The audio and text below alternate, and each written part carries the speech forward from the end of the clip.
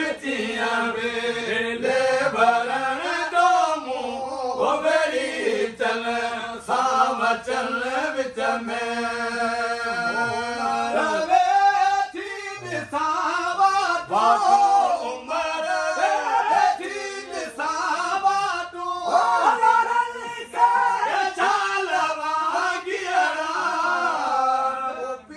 ओ सुख सुमरा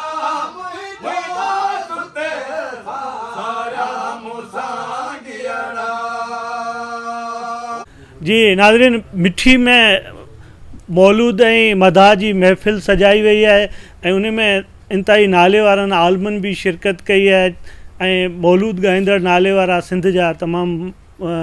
मशहूरु आलम बि हिन महफ़िल में शरीक थिया आहिनि। अरबाब नेक मोहम्मद खां पुछंदासीं त मौलूद ऐं मदाह जी जेका सिंधी मौसीक़ी में तारीख़ आहे उन जी अहमियत जे हवाले सां हू रोशनी विझनि। ही फ़न जेको आहे सो उनमें एॾी जंहिंखे चइजे त कैफ़ियत ठहे थी जो हिन में साज़ कोन्हे गॾु,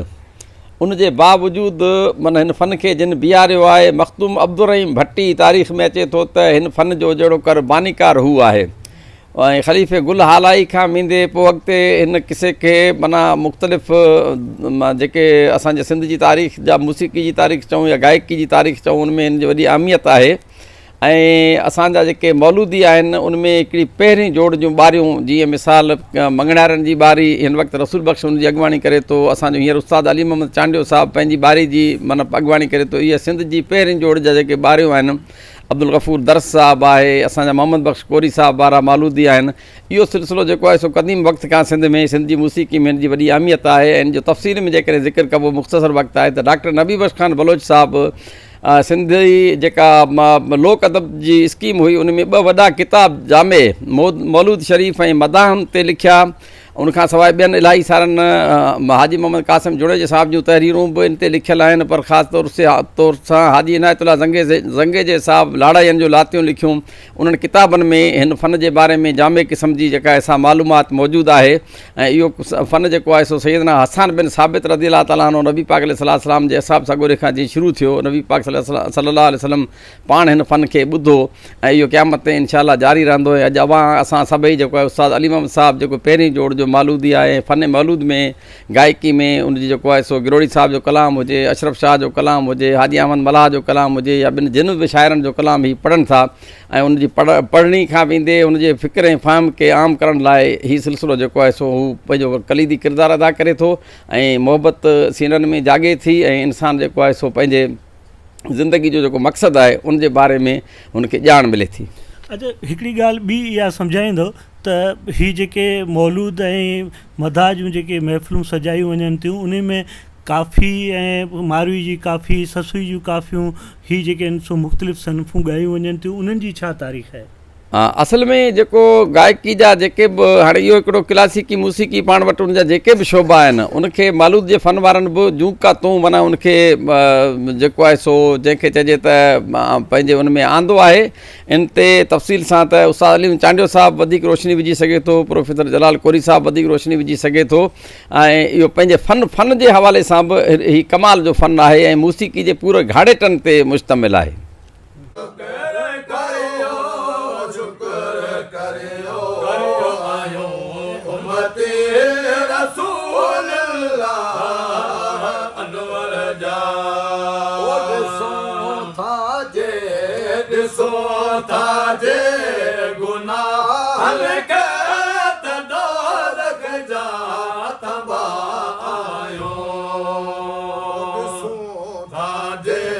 शफ़ात के ॾिसो था जे शफ़ात के ॾिसो था जे शफ़ात के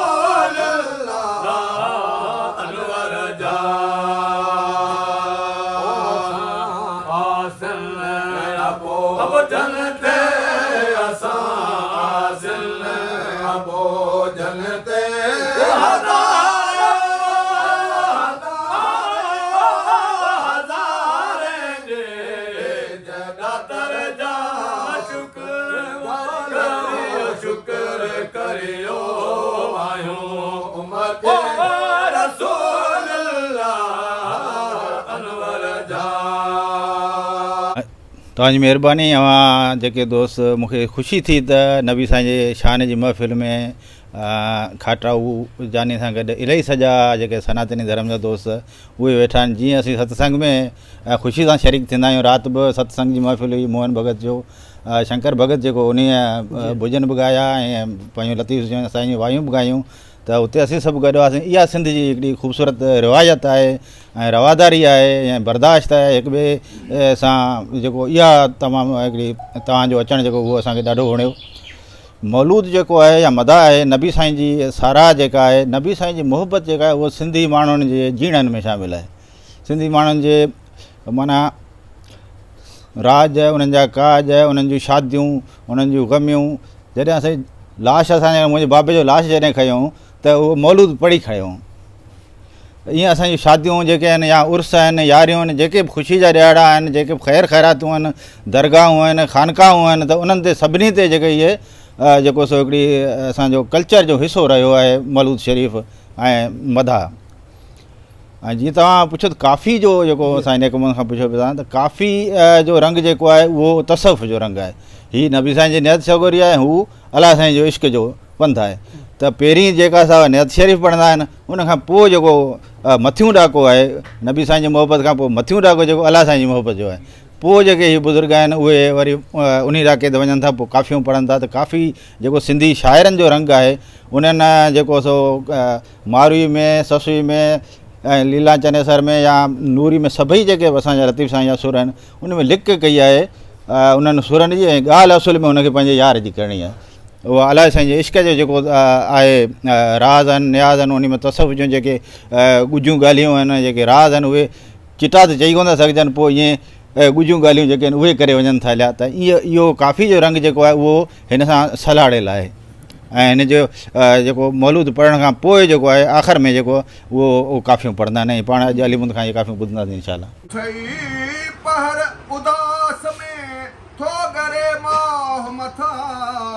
सिझा सिझायस सिकसाणे जी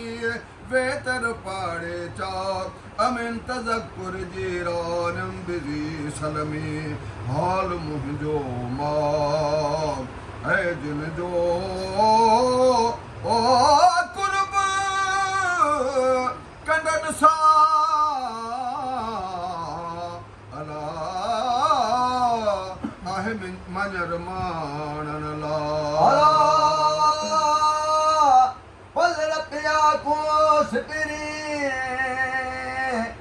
सागे सलम जा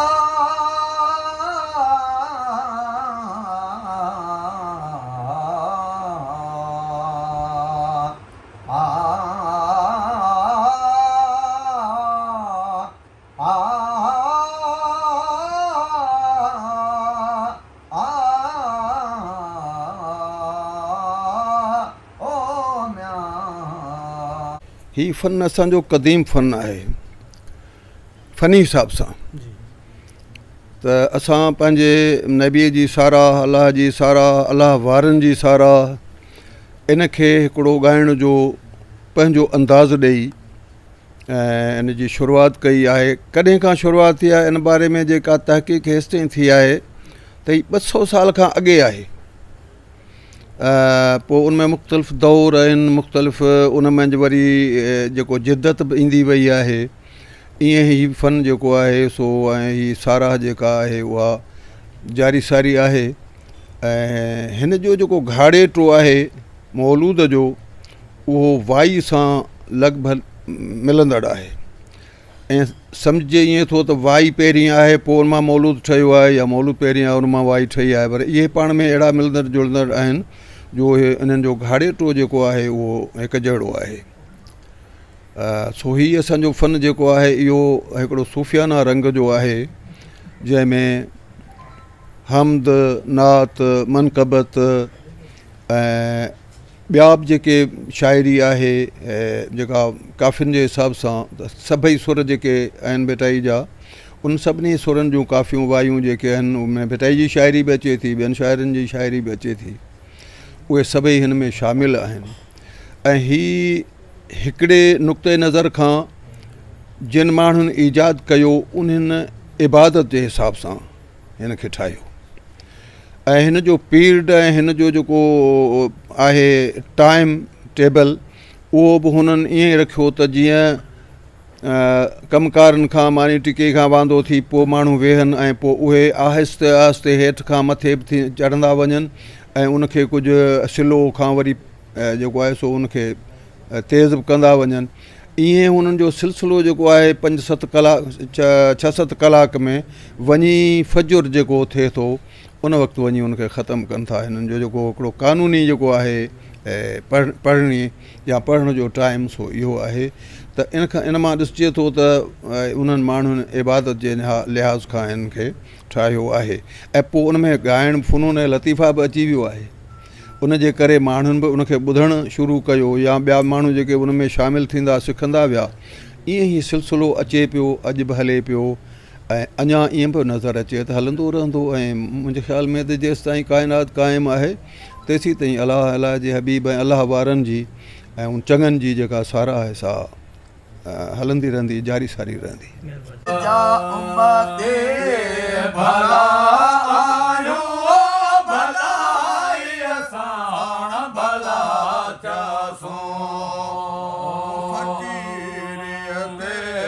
फखर आहे फ़क़ीरियत, फखर आहे फ़क़ीरियत, फखर आहे नायूं ताबे तवंगर जा शुक्र करियो, शुक्र करियो आयो उम्मते रसूल अनवर जा आसन अबो जनते असां आसन अबो जनते असां आसन अबो जनते सुख सुमरा सुते सारा मुसागियरा बेले भरण जामू बिचिया बेले भरण जामू बेड़ी चल साम चल विच में